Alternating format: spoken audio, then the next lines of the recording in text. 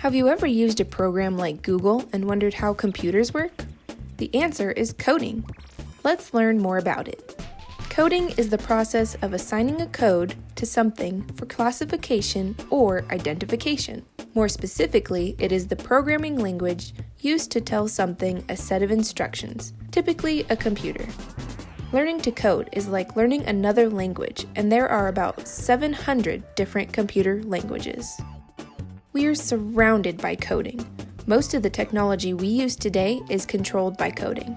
There's more coding used for smartphones than there was sending the first man to the moon. There are a lot of ways you can learn about coding at home. Make sure to subscribe to our channel to see some fun experiments.